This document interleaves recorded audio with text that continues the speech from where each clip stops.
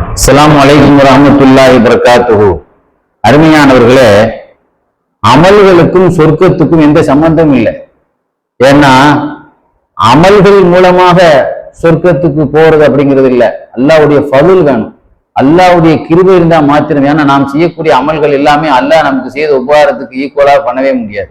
அதனால சொர்க்கம் என்பது அல்லாஹ்வுடைய கிருபையினால. ரசூலுல்லாஹ்வே சொன்னாங்க, நான் சொர்க்கத்துக்கு போறது கூட என் அமலை கொண்டு இல்லை, அல்லாஹ்வுடைய கிருபையை கொண்டுதான் சொன்னாங்க. சஹாபாக்கள் எல்லாம் அமல்களை கொண்டு உயர்ந்த தரத்தை பெறல.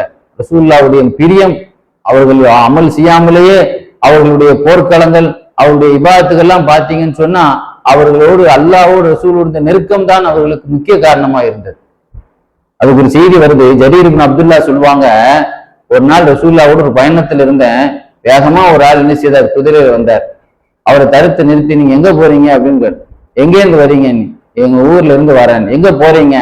நான் மதீனாவுக்கு போறேன், ரசூலுல்லாஹ்வை நோக்கி போறேன், அல்லாஹ்வுடைய ரசூலை தேடி போறேன்.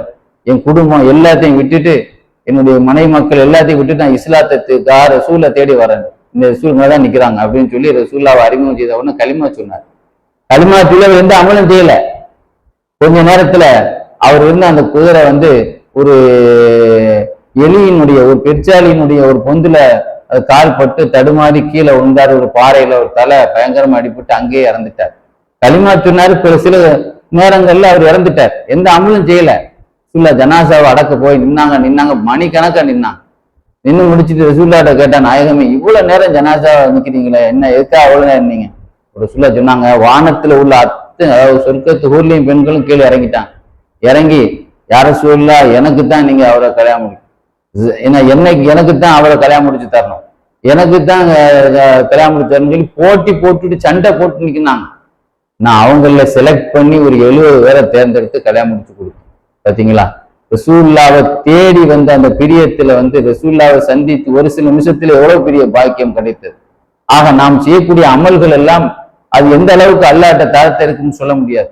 அல்லாஹ்வுடைய கிருபை நமக்கு கிடைத்து விட்டால் ஒரு நொடியில அல்லாஹ் நமக்கு சொர்க்கத்தை தந்துருவான்.